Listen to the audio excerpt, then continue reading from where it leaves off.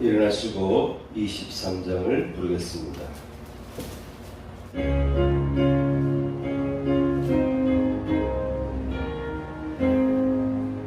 만입이 내게 있으면 그 있다 가지고 내 부르시는 종을 늘 찬송하겠네. 내 은혜로신 하나님 날 도와주시고 그 크신 영광 널리 펴다 알게 하소서. 내 주의 귀한 이름이 날 위로하시고 이 귀의 음악 같으니 자비라 되도다. 내 죄의 권세 깨뜨려 그 결과 부시고 이 주와 마음을 비로소 고정케 하셨네.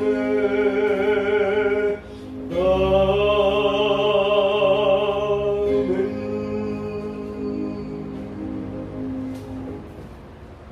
교동문 15번입니다. 아멘. 자리에 앉으시겠습니다. 찬송 340장입니다.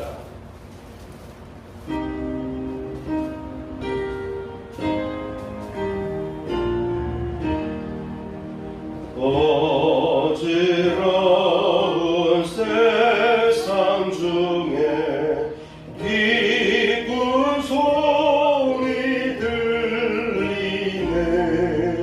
예수 말씀하시기를 믿는 자여 따르라. 세상 어때 징과 영화 모두 내려버렸네. 예수 친히 하신 말씀 날 더 귀히 여겨라. 기쁜 때나 슬픈 때나 바쁜 때나 틈날 때 예수 친히 하신 말씀 날 더 귀히 여겨라. 주님 크신 은혜로서 부름 듣게 하시고 복종하는 마음을 주사 따라가게 하소서.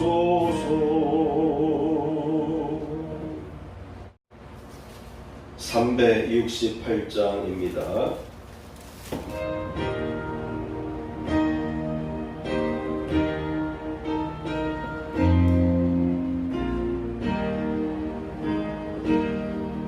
주 예수여 은혜를 내려주사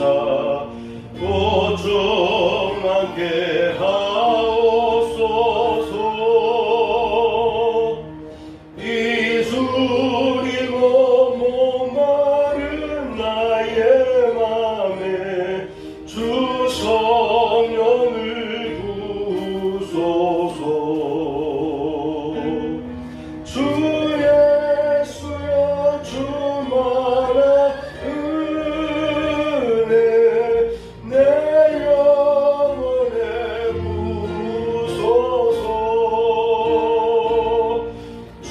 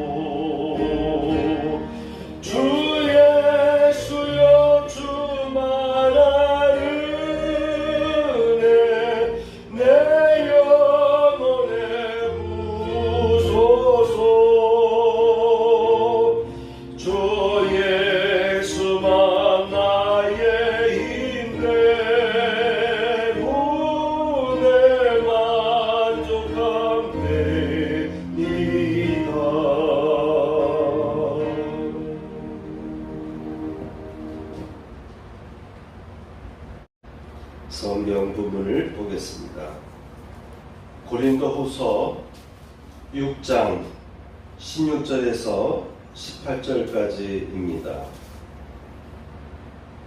제목을 보시겠습니다. 우리 가운데 거하시며 두루 행하신다. 지난 주일에는 여호와를 알자, 힘써 여호와를 알자, 그러면 다시 일으켜 주신다라는 말씀을 나눴습니다. 오늘 말씀도 연결되어서 들으시면 되겠습니다. 여호와를 알긴 아는데 어떤 여호와를 알아야 되는가? 오늘 말씀은 바로 어떠한 하나님인가? 우리가 알아야 되는 하나님은 어떤 하나님인가라는 그런 내용들을 오늘 살펴보도록 하겠습니다. 첫째, 하나님 여호와의 이름과 뜻에 대해서 살펴보도록 하겠습니다. 하나님이라고 쉽게 우리가 부르기도 하지만 구약 성경적인 관점에서 보면은 하나님 여호와라고 부르는 것이 더 성경적이다, 성서적이다라고 볼 수가 있겠습니다.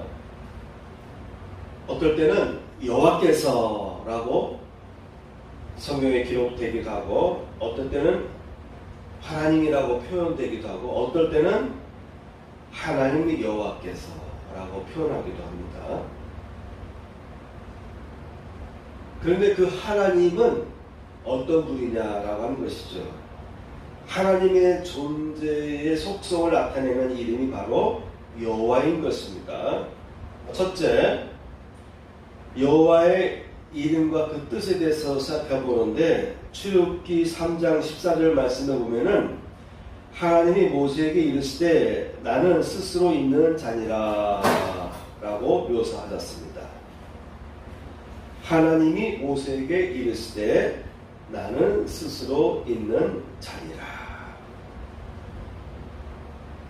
또 이르시되 너는 이스라엘 자손에게 이같이 이르기를 스스로 있는 자가 나를 너희에게 보내셨다 하라 라고 말씀하시므로 하나님은 어떠한 분인가에 대해서 정확하게 묘사하고 있는 것입니다.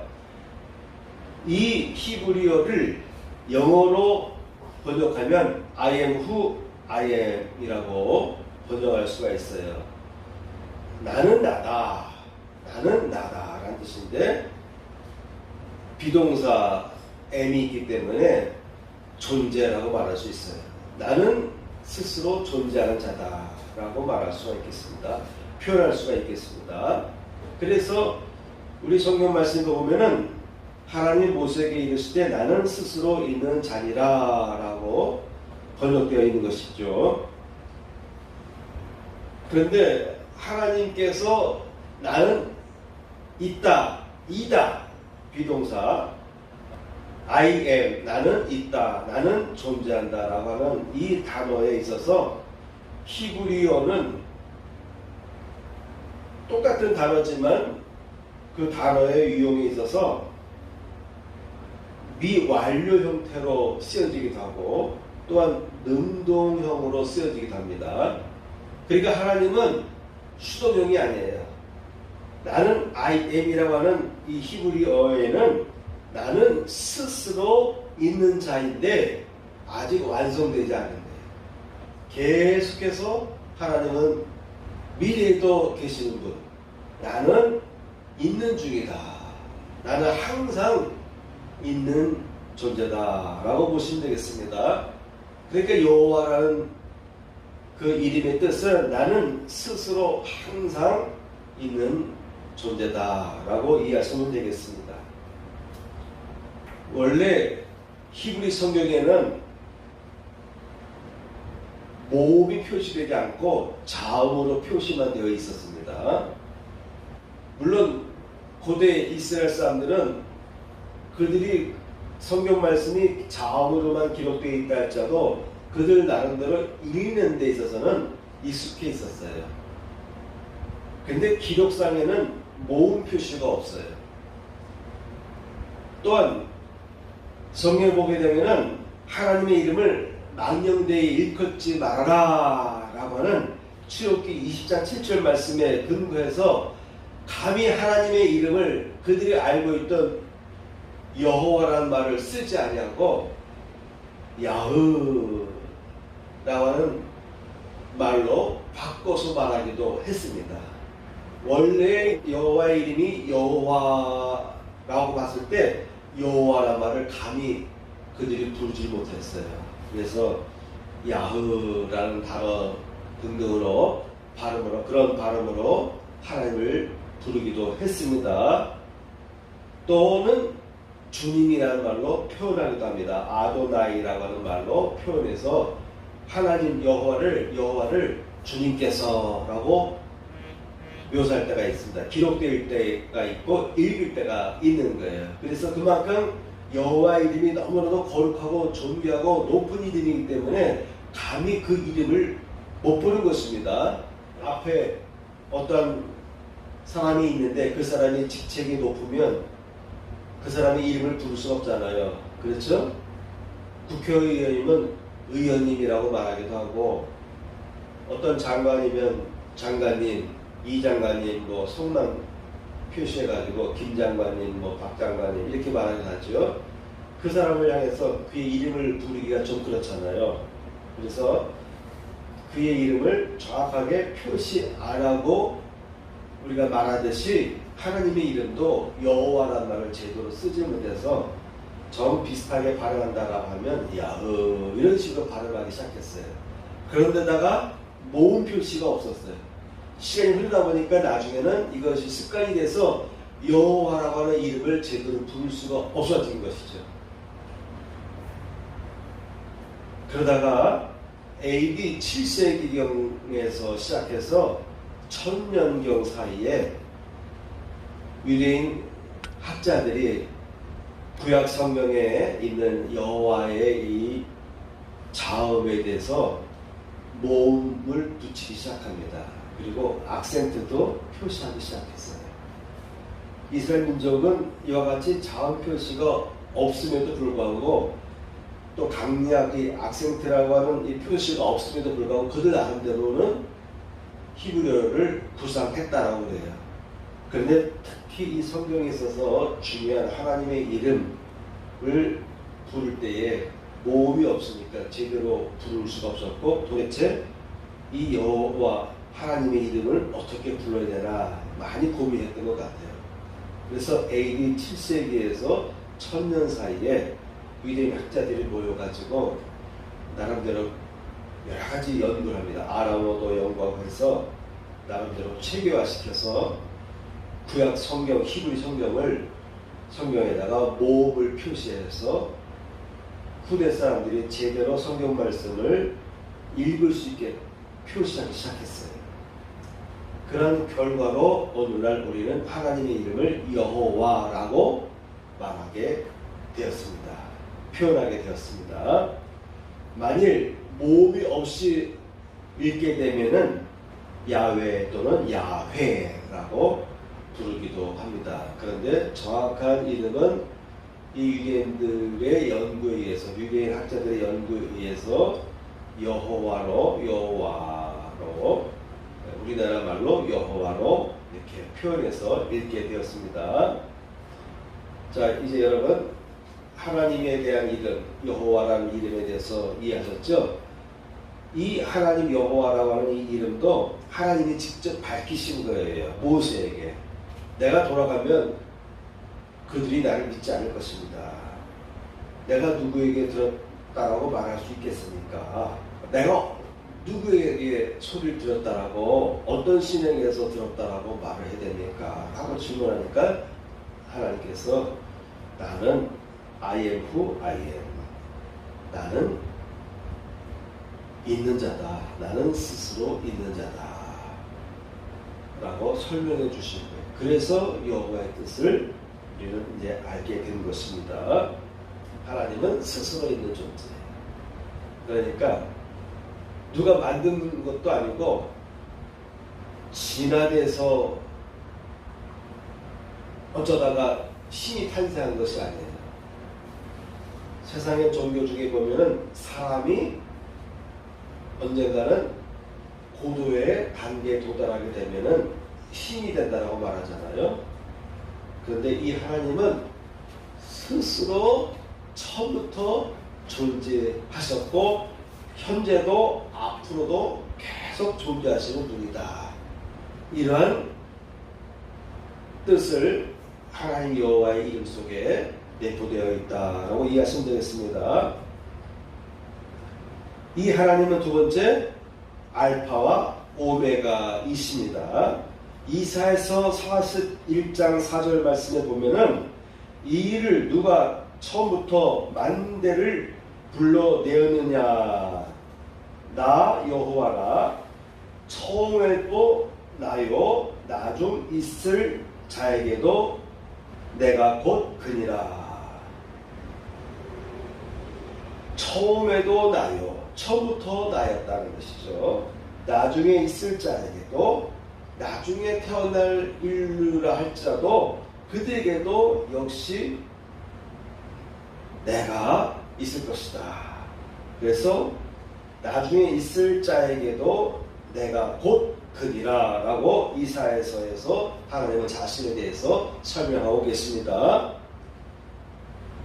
이런 말씀에 근거해서 하나님은 알파와 오메가다. 알파벳에서 첫 자와 마지막 자죠. 알파와 오메가다라고 표현하기도 합니다. 이사야서는 이러한 표현을 많이 표현했습니다. 여러 번 표현했습니다. 44장 이사야서 44장 6절에도 보면은 나는 처음이요 나는 마지막이라 라고 표현해 주셨습니다. 이사야서 48장 12절에서 13절 말씀에도 보면은 나를 들으라. 나는 그니 하나님인데 나는 처음이요 또 마지막이라.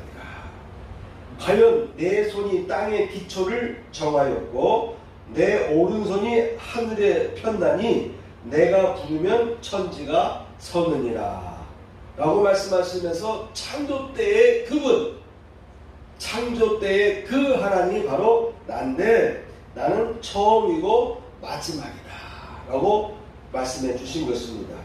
신약 성경에 와서 사도 요한에게 예수님께서 계시를 해주셨는데 1장 4절 보면 계시록 1장 4절 말씀에 보면은 이제도 계시고 전에도 계셨고 장차 오실 이와 그의 보좌 앞에 있는 일곱 영광이라고 하는 표현이 있습니다. 이제도 계시고 또한 전에도 계셨다. 그리고 앞으로 장차 오실 이 재림하여 오실 분이라고 표현하면서 과거에도 있었고 지금도 계시며 장차 오실 분을 예수 그리스도에 대해서 묘사하고 있습니다. 오실 분인 예수 그리스도에 대해서 묘사하고 있는 것이죠. 이어서 1장 8절에 보면은 주 하나님이 이르시되 나는 알파와 오메가라. 이제도 있고 전에도 있고 장차 올 자요 전능한 자라 하시더라. 나는 알파와 오메가인데 이제도 있고 지금도 있고 전에도 있었다. 그리고 장차 올 자, 재림하여 오실 예수 그리스도를 의미하는데, 그런데 그 다음에 뭐라고 써 있습니까? 전능한 자라. 예수 그리스도를 향해서 전능하신 하나님이다 라고 말하고 있는 것이죠. 그래서 하나님에 대한 묘사에 있어서 삼일체 하나님이라고 하는 묘사가 그래도 성경에 나와 있는 하나님을 이해하는 데 있어서 제일 합당한 묘사다라고 보시면 되겠습니다. 그러니까 여러분 사도 요한도 예수님을 전능하신 하나님이신데 전에도 있었고 지금도 계시고 장차 오실 하나님이다. 전능하신 하나님이다 라고 묘사한 것입니다. 기록한 것이죠. 이어서 1장에도 보면은 17절에서 18절 두려워 말라 나는 처음이요 나중이니 곧 살아있는 자라. 지금 예수님은 살아있다라고 하는 것입니다. 하늘에 있으시다라고 하는 것이죠. 그 살아있는 하나님은 지금도 이 땅에 있는 그의 자녀들, 그의 백성들과 계속 관계를 하고 계신 거예요. 그래서 살아있는 자라라고 묘사한 것이죠. 이어서 내가 전에 죽었노라. 바로 예수님, 십자가에서 죽으셨던 예수님을 의미하는 것입니다. 지금 살아있는데 내가 전에 죽었노라. 볼지어다 이제 세세토록 살아있어 사망과 음부의 열쇠를 가졌노니. 예수님은 사망과 음부의 열쇠를 가지셨다라고 하는 것이죠. 계시록 2장 8절에도 보면은 서머나 교회 사자에게 편지하라. 처음과 마지막이요 죽었다가 살아났으니가 이르시되. 그래서 요한계시를 보게 되면 계속해서 2장, 3장, 4장, 16장, 21장, 22장, 마지막 22장에 이르기까지 계속해서 예수 그리스도는 어떤 분이냐? 알파와 오메가요, 처음과 마지막이요, 시작과 마침이다 라고 묘사하고 있는 것입니다. 세 번째, 천지를 창조하신, 전지전능하신 창조주라고 하는 것이죠. 그래서 1장 1절, 창세기 1장 1절에 태초에 하나님이, 이 하나님이라고 하는 단어는 전능하시라는 뜻이에요. 전능하신이라는 뜻을 담고 있습니다. 그래서 1장 1절에 보면은 여호와 하나님이라고 되어 있지 않냐고, 하나님이 전능하신 분이 천지를 창조하시리라 라고 1장 1절에 기록하고 있습니다. 그러니까 우리가 믿고 있는 예수님은 천지를 창조하신 그 역사에 동참하신 삼위일체의 하나님이다라고 하는 것이죠. 그래서 구약 성경에서 보면은 여호와라는 이 의미가 삼위일체적으로 이해할 필요가 있습니다. 하나님 아버지로 볼 수도 있고, 하나님의 신이 운행하셨기 때문에, 또한 하나님께서 말씀하시기를 우리가 우리의 형상대로라고 말씀하셨기 때문에 천지 창조 때에도 하나님은 삼위일체적인 그런 관계 속에서 이 우주 만물을 창조하기 시작한 것이죠. 그래서 요한복음 1장에 보게 되면은 사도 요한은 예수 그리스도를 말씀이신데 하나님과 함께 하셨으며 만물을 창조하셨다라고 묘사하고 있는 것이죠. 사도 요한은 예수 그리스도는 우주 만물을 창조할 때 직접 개입하셨던 하나님이시다라고 묘사한 것입니다. 네 번째, 만물을 새롭게 하시는 분이십니다. 여호와 하나님은 만물을 새롭게 하신다. 요한계시록 21장 5절 말씀에 보면은 보좌에 앉으신 이가, 그러니까 마지막 심판 때에 예수님께서 하얀 보좌에 앉게 되시는데, 보좌에 앉으신 이가 이르시되 보라 내가 만물을 새롭게 하노라. 심판하시는 예수 그리스도께서 지금 살아계신데, 장차 오실 분이신데, 이분이 보좌에 앉으셔서 심판하시는데 만물을 새롭게 하신다라고 묘사하고 있는 것입니다. 내가 만물을 새롭게 하노라. 또 이르시되 이 말은 신실하고 참되니 기록하라 하시고, 이 말은 신실하고 참되니, 예수님에 대한 묘사를 보게 되면 예수님은 충실하고 신실하신 분이다 라는 묘사가 있는데, 요한계시록 21장에 보게 되면 신실하고 참되신 분이다 라고 묘사하고 있는 것입니다. 그래서 베드로후서 3장 11절에서 환상을 봅니다. 이렇게 말합니다. 우리는 그의 약속대로 의에 거하는 바 새 하늘과 새 땅을 바라보는 도다. 만물을 새롭게 하는 거예요. 그래서 땅과 하늘이 새로워지는데, 바로 만물을 새롭게 하시는 분, 심판주 예수 그리스도에 의해서 만물이 새롭게 된다 라고 이해하시면 되겠습니다. 요한계시록 20장 11절 말씀에 보면은 또 내가 크고 흰 보좌와 그 위에 앉으신 자를 보니 땅과 하늘이 그 앞에서 피하여 간데 없더라. 우리가 지금 알고 있는 이 세상의 땅은 사라지는 것이에요. 없어지는 것이에요. 새로운 세계가 펼쳐지는 것이죠. 그래서 내가 새 하늘과 새 땅을 본다. 봤더니 처음 하늘과 처음 땅이 아니더라 라고 묘사하고 있는 것입니다. 자, 이런 하나님과 우리가 동행하게 되는 것이에요.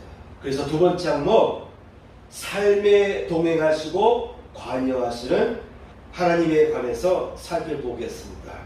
이러한 하나님에 대한 이해, 이러한 여호와 하나님에 대한 이해를 갖고서 이 하나님 여호와께서, 이 예수님께서 우리와 함께 하신다는 거예요. 어디서? 여러분의 삶 가운데서. 우리의 삶 가운데 동행하시고 관여하신다고 하는 것입니다. 삼위일체의 하나님, 삼위일체 하나님, 하나님 아버지께서, 예수 그리스도께서, 성령께서 우리의 삶 속에 함께 하시고 동행하시고 또한 삶에 관여하시는 분이시다라는 것을 이해할 필요가 있겠습니다. 그래서 두 번째 항목은 삶에 동행하시고 관여하시는 하나님이 되겠습니다. 첫째, 이 하나님은 자녀의 아버지로서 묘사되고 있습니다. 오늘 본문에 보면은 17절, 내가 너희를 영접하여 너희에게 아버지가 되고, 내가 너희를 받아들인다 이거예요. 내가 너희를 영접하여 너희에게 아버지가 되고 너희는 내게 자녀가 되리라. 이래서 이 하나님은 우리를 자녀로 받아주시고 자녀로 삼으시고 계신 것이죠. 또한 하나님은 우리의 아버지가 되시는 분이십니다. 그래서 첫째는 자녀의 아버지이십니다. 예레미야 31장 20절 말씀에 보면 에브라임은 나의 사랑하는 아들 기뻐하는 자식이 아니냐. 지난주에도 제가 설명했지만 에브라임이라는 단어만 나올 때 에브라임은 이 단어는, 이 이름은 이스라엘 전체를 호칭하는 그러한 이름이 되겠습니다. 에브라임 지파 한 지파를 말하는 것이 아니라 이스라엘 전체를 의미하는 것입니다. 에브라임은 나의 사랑하는 아들 기뻐하는 자식이 아니냐. 그의 백성들, 예수 그리스도를 믿는 하나님을 믿고 의지하고 나아가는 성도들은 하나님의 관점에서 볼 때는 하나님의 자녀라고 하는 것입니다. 내가 그를 책망하여 말할 때마다 깊이 생각하노라. 부모와 자녀의 관계. 그런데 그 자녀가, 자식이 잘못된 길로 갈 때는 그 아버지를 책망하신다는 하는 것이죠. 그런데 책망하여 말할 때마다 깊이 생각하면서 말 한마디 한마디 책망하신다라고 예레미야서 31장 20절에는 묘사하고 있는 것입니다. 그러므로 내가 반드시 그를 불쌍히 여기리라. 책망하시면서도 아버지이기 때문에 자녀를 향해서는 늘 불쌍히 여기는 마음을 가지시고 자녀를 대하시고 책망도 하신다. 그런 의미에 있어서 하나님은 우리와의 관계 속에서 우리는 그분의 자녀다. 우리의 아버지시다. 라고 여러분 이해하시면 되겠습니다. 두 번째, 백성이라고 하는 표현도 있습니다. 예레미야서 30장 22절을 보면 너희는 내 백성이 되겠고 나는 너희들의 하나님이 되리라. 너희들의 전능자가 되리라. 바로 나의 삶 속에, 우리의 삶 속에, 여러분의 삶 속에 하나님이 함께 해주시는데 전능하신 하나님이, 그분께서 우리를 그의 백성으로 택하시고 선택하시고 돌보신다라고 하는 것입니다. 왕이 우리를 그의 백성으로 받아줄 때 원래 그 나라의 백성이 아니던 족속들을, 부족들을 그가 통치하는 나라의 똑같은 백성으로, 마치 요즘 말로 말하면 미국 시민권을 주고 미국 사람으로 똑같이 대우해 준다라고 하면 여러분 생각해 보시기 바랍니다. 이건 대단히 중요한 것입니다. 요즘에는 외국 사람들도 우리나라 사람이 되길 원해서 예전에 들어오면 몇 년 전에 보면은 비행기 타고 제주도로 넘어왔잖아요. 제주도에는 비자가 없이 올 수 있기 때문에 비행기 티켓 끊고 여러 나라를 경유해서 제주도에 도착해서 나도 이 나라에서 받아주시오라고 하는 그와 같은 일이 있지 않았습니까? 이제 우리나라도 잘 사는 나라가 되다 보니까 이와 같이 우리나라에 기여하려는 사람들도 많이 생기고 있습니다. 이처럼 그 나라의 백성이 될 때는 그 나라 백성이 누리던 여러 가지 자유를, 대접을 똑같이 받는 것처럼 우리는 하나님 나라의 백성이 되는 것입니다. 그래서 하나님 나라의 백성이 누릴 수 있는 복을 누리며 살아갈 수 있게 된 것이죠. 스가랴서 8장에 보면은 만군의 여호와가 말하노라 내가 내 백성을 동방에서부터 서방에서부터 구원하여 내고. 이스라엘 백성이 멸망했어요. 그래서 세계 곳곳에 흩어져 살게 되었습니다. 추방도 당하고 끌려도 가고, 그래서 포로가 되어서 세계 곳곳에 머물며 살게 되었습니다. 그런데 이와 같은 일은 두 번에 걸쳐서 일어났어요. 이스라엘이 멸망하고 나서 북이스라엘이 멸망하고 또한 남쪽 유다 왕국이 멸망하면서 그 나라를 멸망시킨 나라가 그 땅에서 다른 쪽으로 이주시켜버렸습니다. 강제로 끌고 갔습니다. 포로로 끌고 가서 다른 지역에 자기들의 나라 어느 지역에 가서 살도록 강제로 이주시켰습니다.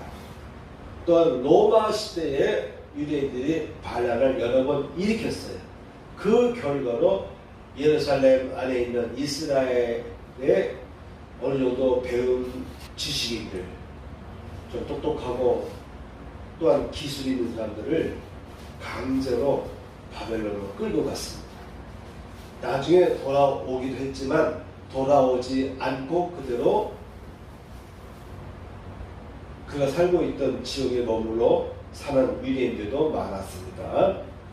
그러다 보니까 이스라엘 땅에는 팔레스타인 사람들이 여러 민족들, 여러 종족들이 그동안 살았던 것이죠. 살다가 세계 2차 대전 이후에 시오니즘 운동을 통해서 이스라엘이 그들의 본토 일부를 회복했던 거예요. 이와 같이 이스라엘 사람들은 두 번에 걸쳐서 세계 곳곳으로 뿔뿔이 흩어진 적이 있습니다. 그런데 두 번에 걸쳐서 이스라엘 백성들이 이스라엘 땅으로 돌아온 적이 있어요. 아마 그와 같은 상황을 묘사하는 내용인데, 내가 내 백성을 동방에서부터 서방에서부터 구원하여 내고, 동방으로 확장시켜 나가보면 동방이라는 말을 확대시켜 보면은 러시아까지 볼 수가 있어요. 러시아에 유대인들이 많이 살고 있었습니다. 그래서 러시아에 살고 있던 유대인들이 이스라엘로 많이 귀환했습니다.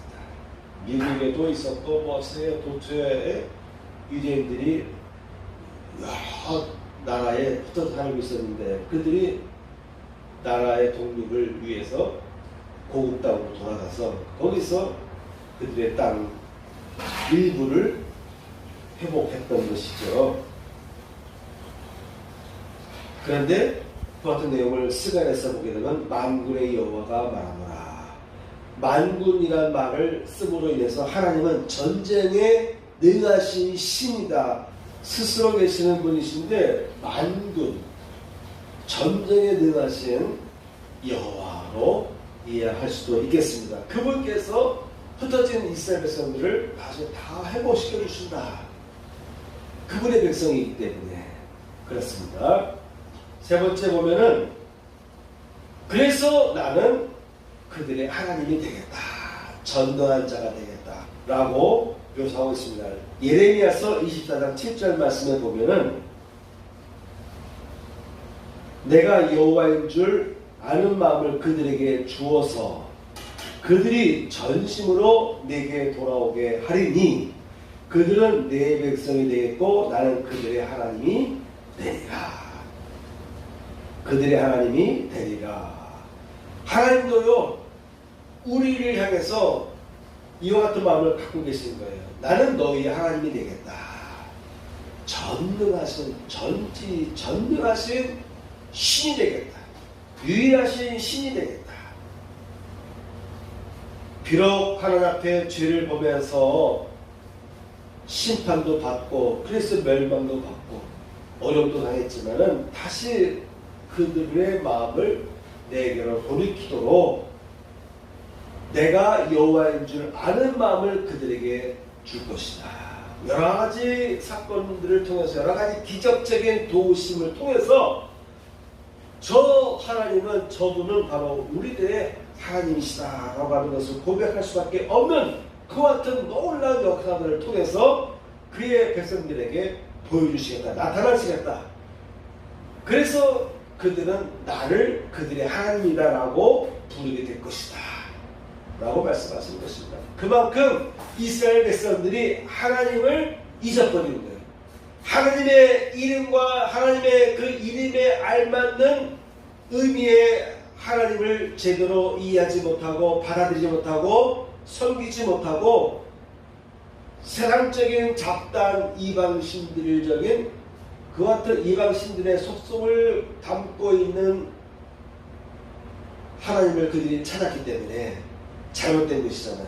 그래서 나 여호와 만군의 여호와인 것을 그들이 알도록 내가 바로 그들이 찾고 있는 그들이 본질적으로 그들이 원래 알고 있던 그들의 조상이 처음부터 알고 있던 그 하나님인 것을 그들이 알도록 그들의 마음에 문을 열어주겠다.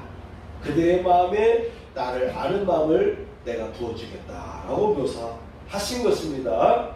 오늘은 여기까지 말씀을 전하겠습니다.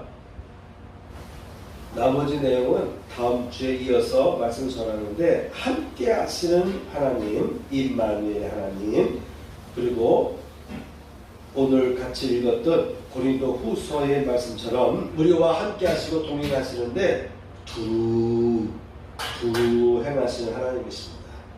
구약 성경에는 우리와 함께 하신다라고 묘사되어 있는데 사도 바울은 두루 행하시는 하나님, 구약 성경에 있는 말을 똑같이 전하는데 여기에 두루 행하시는 하나님이라고 하는 묘사를 했어요. 바로 두루라고 하는 단어가 포함됐습니다. 사도 바울이 알고 있던 구약 히브리 성경 사본에는 두루라고 하는 표현이 있는지 모르겠어요. 그러나 구약 성경에 보게 되면 함께 하시는 하나님, 동행하시는 하나님라고 표현이 되어 있는데 사도 바울이 알고 있던 그 하나님은 함께 하시는데 두루 행하시는 하나님이셨어요. 이 두루라는 단어를 여러분 잘 음미해 보시면 더 은혜 받을 수 있습니다. 또한 삼일기를 앞서 행하시는 하나님, 그리고 책망과 심판하시는 하나님, 그리고 마지막으로 위로하시는 하나님. 일곱 번째, 책망과 심판하시는 하나님, 마지막 위로하시는 하나님. 이러한 내용들에 대해서 다음 주에 이어서 살펴보도록 하겠습니다. 찬양 한 곡 부르겠습니다. 하나님께로 더 가까이.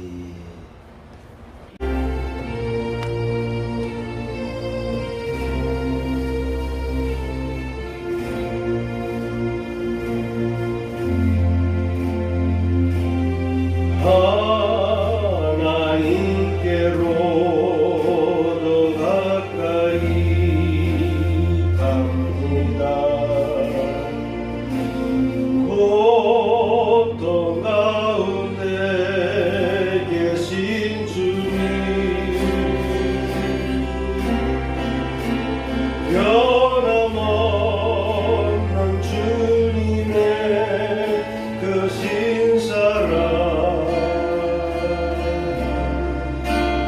영원히 주님만을 섬기리.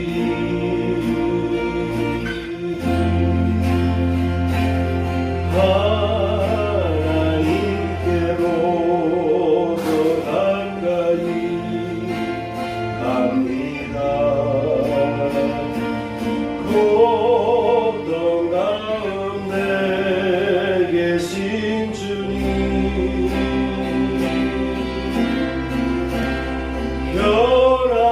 변함없는 주님의 크신 사랑, 영원히 주님만을 섬기리. 하나님께로 더 가까이, 하나님께로 더 가까이 갑니다. 고통 가운데 계신 주님, 변함없는 주님의 크신 사랑, 영원히 주님만을 섬기리. 한 번만 더 불러요.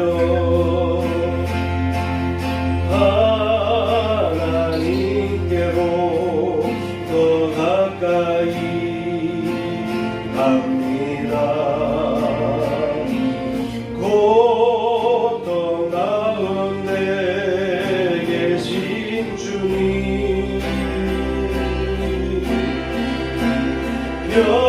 변함없는 주님의 크신 사랑, 영원히 주님만을 섬기리.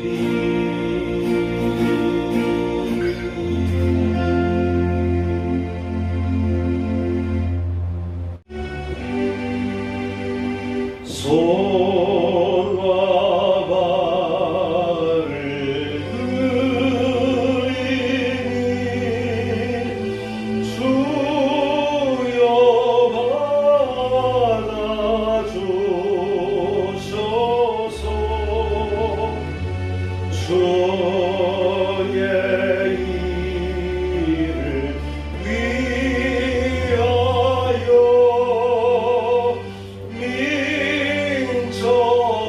민초하게 하소서.